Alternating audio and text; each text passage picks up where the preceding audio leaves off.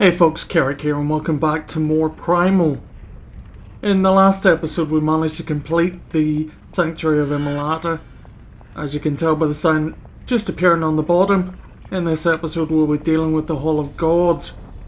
Now off to the left there is a lodestone which you'll want to pick up. Let me get that. And there are two things to realise about the Hall of Gods. First of all, it's huge. There are 4 main areas in it, which we'll be going through one at a time. And secondly, we have pretty much no need for Jen until the very last of those 4 sections. So what I'm going to do is have Scree drop the rope, have Jen climb down it, and we're pretty much going to park her up here at the bottom so that we can continue with Scree without worrying about her following us around.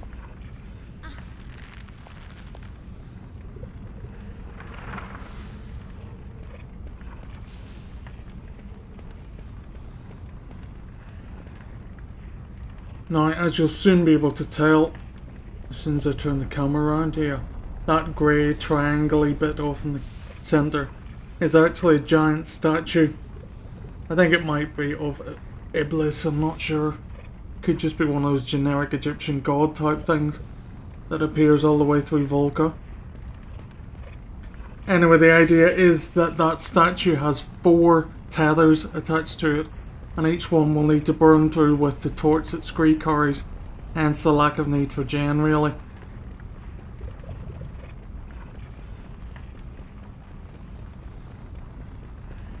In this area there are a lot of lava bridges to cross.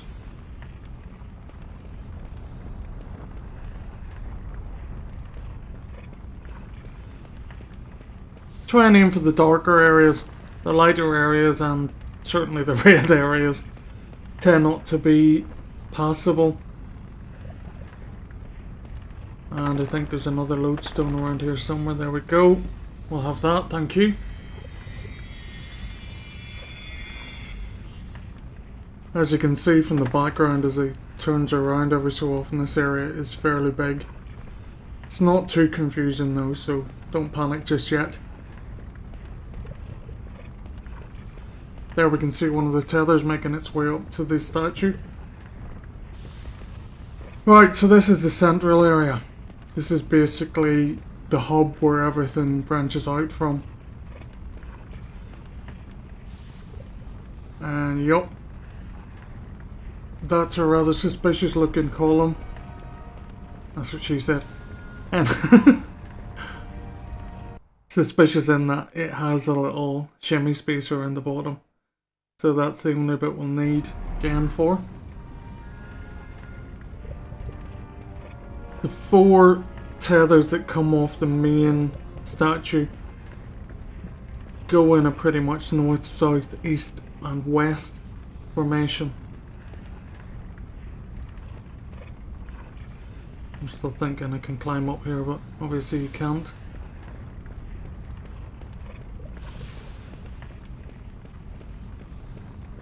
So it's just a case of making your way around to each side and burning through the ropes. The first one, obviously, as you can see, is on this side near the lodestone, which we'll want to pick up too.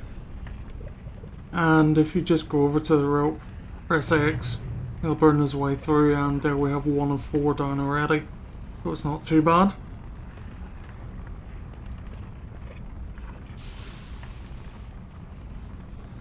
At this point I'm still trying to decide whether to go to the left or the right, really.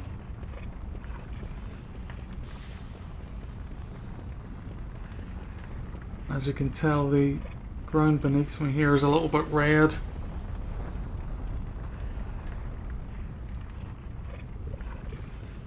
Which means it's not passable. I struggled actually to find somewhere to climb down onto at this point.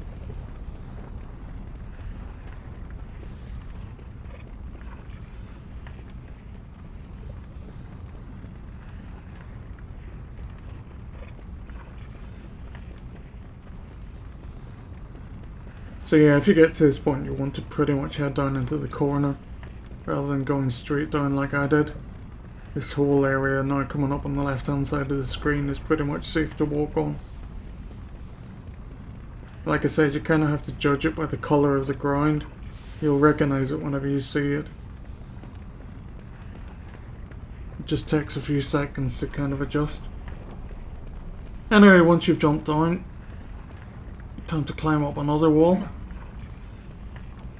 And one of the nice things about being scree at the moment is there are no enemies, which is always good. Okay, and we come to this section with half a dozen throned gods along the back. So first things first, let's burn through the rope and get that out of the way. And before you run off anywhere, it's worth going around the back of this plinth area with all the thrones on top of it. There is actually another tarot card around the back, so you'll want to pick that up. As you can obviously see, there is another lodestone here as well, so pick that up while you're passing.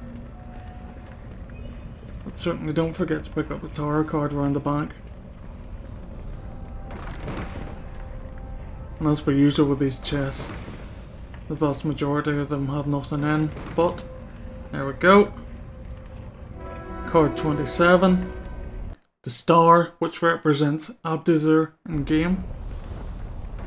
Rather fitting that Scree should pick that one up. Anyway, that's us done for this side.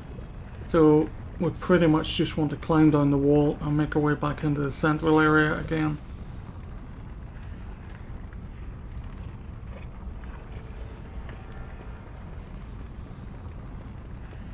You kind of get used to doing certain sections of certain games in your own way, and I didn't exactly do it the best way here.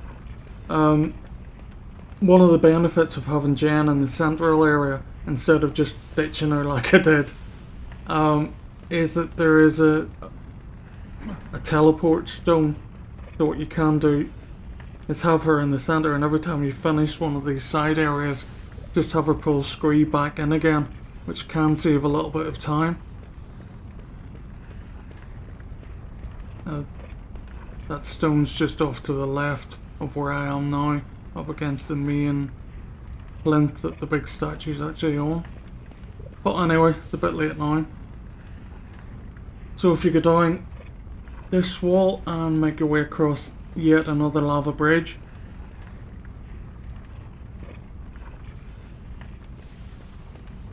Come to yet another area with rocks and yeah, it's only energy. Anyway, you come to this wall eventually. Too high for me. And it will say it's too high, so all you want to do is climb up on the little piece of higher ground which will allow you access to this area, and you'll be able to take down the third rope.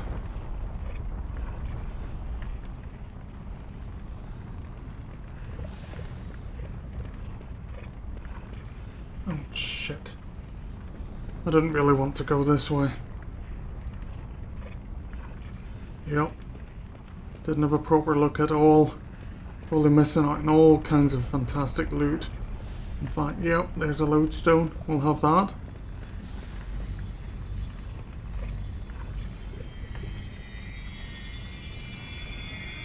You'll have to forgive me if I'm a little bit scatterbrained. This area is rather large, and the minor details of it are, remember totally the kind of over picture, but the minor details of it are confusing me slightly. This is quite near to where we left Jen. She's actually just off to the right of the second wing of the statue that we're currently standing on.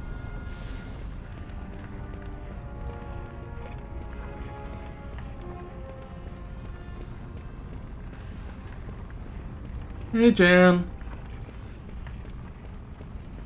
Right, so obviously she should be able to make that jump. Scree definitely won't.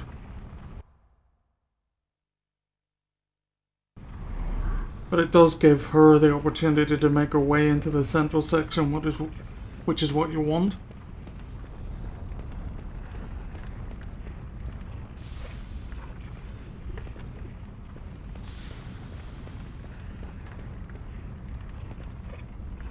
So we'll just make our way back into the central area and clear the way for her. I think we'll probably need the rope to get her up on top anyway.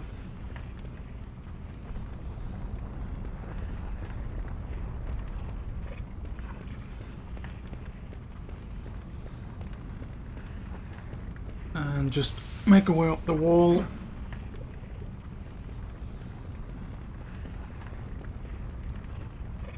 Okay. We will need Jen for this next section. So it's worth picking her up at this point. And you shouldn't need to go to Fair Eye.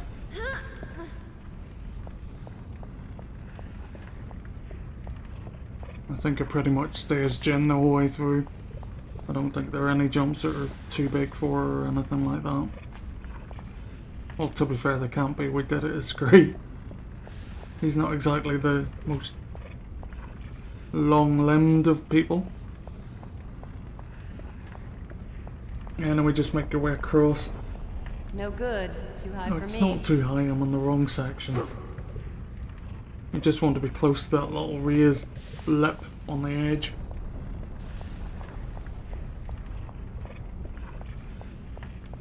And if we switch back to Scree and drop the rope, we should be able to have Jen climb up, and that's pretty much her in the center.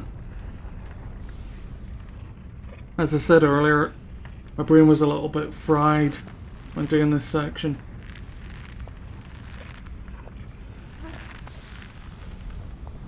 And for some strange reason, I thought there were only 3 ropes. Don't know why. Probably because we came in on one side and I'm just kind of thinking that that only leaves 3 areas, but obviously there's a 4th up top, which you can plainly see at the top of the video. But again, while I was playing through it I didn't notice that, so there will be a couple of minutes of arsing around. So that's the teleport I was on about.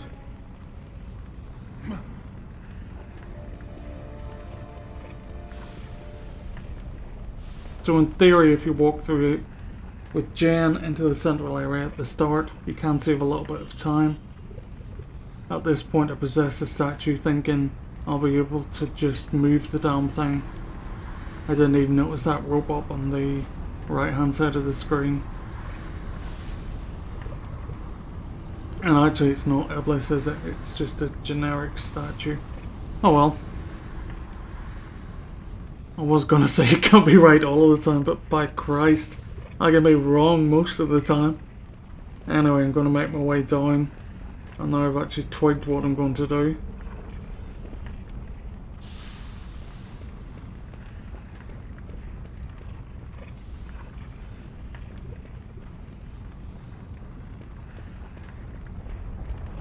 Still looking for the rope at this point.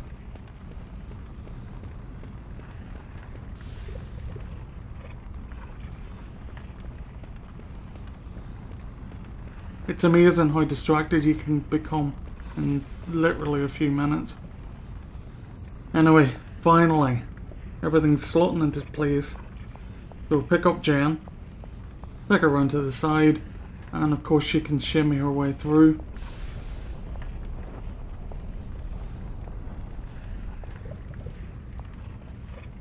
At this point you will want to change into Fair Eye.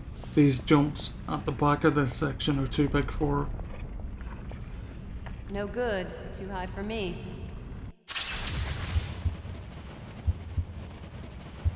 And this time I did it without going to the intermediate stage of flipping turning human. Right, so up we go. And at the top there is a teleport. So we'll want to pull Scree through.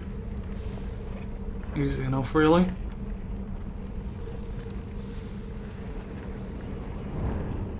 And if we switch to him, we can take his lovely little torch round and get rid of that 4th rope. I think that's it. By Jove, he's got it. Alright, we have no way down again as Scree. So what we'll need to do is utilise the teleport in the middle once again.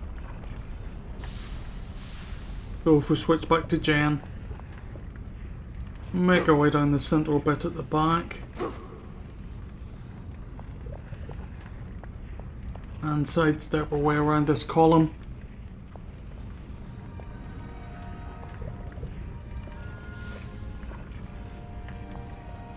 That pretty much leaves us free again to move around the central area. Now, after you come down the steps on the left hand side, teleport, which is what we want. Grab Scree, pull him through, and once he's through we can pretty much switch over to him and finally make use of the statue on top.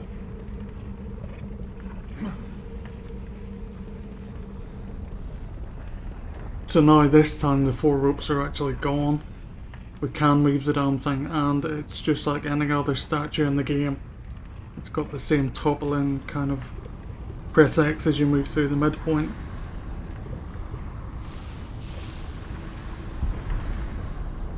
A couple of wiggles.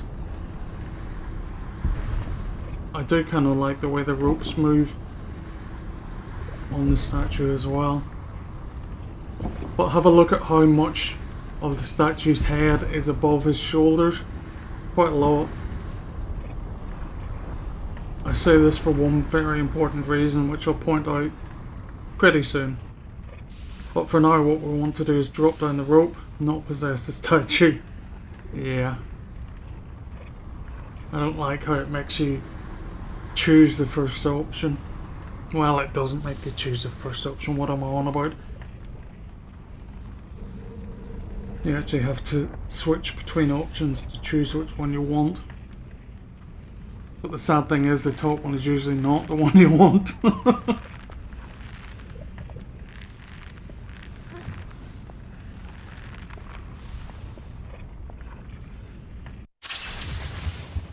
And we'll go Jin again.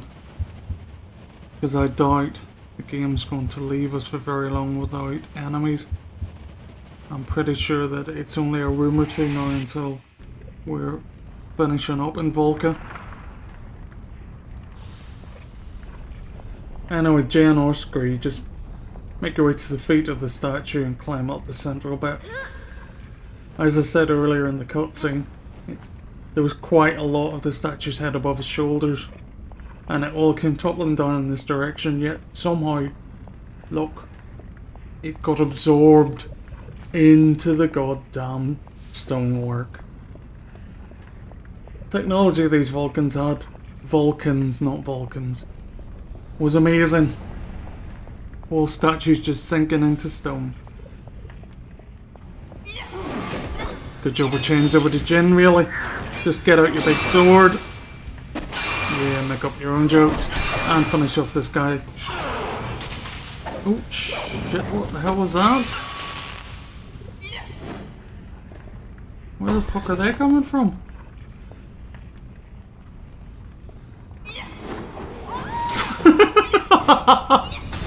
Nothing like flipping over egging. Talk about being a total ham. Anyway, now that's done. Quick top up from Scree. Really, we're not that low, so I'm not going to worry about it. And while we're faffing about with the door, he should be able to drain that body. No. So we'll leave him to it and get pushing. Don't just stand there. This thing weighs a ton. It's just enough time to drain exactly the amount he needed. I love it when things work out that way. Anyway, once the door's opened, we'll go into the final room in Volca. Well, not final, an ultimate.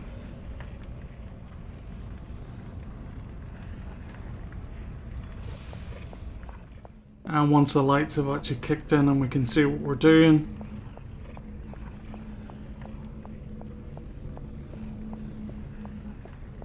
oh, careful of the grenades.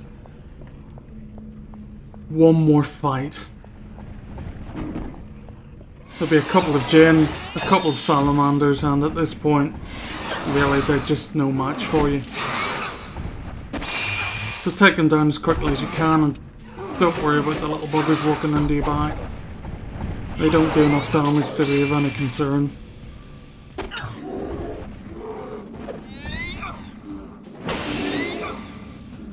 Take them down whatever way you feel most comfortable with, and whichever way is quickest, hopefully. The fun of that fight before Ramen and Pusa had been this quick. Oh well. At least we can revel in the joys of quick combat now. And stab him. Go for it. There we go. Down you go. I'll have a poke at this guy and get him out of the picture. The next area is actually the final section in Volca, which has a lot of cutscenes, so I'm going to cut off the video now. I've been Keric the Pally, this has been Primal. You have a good evening.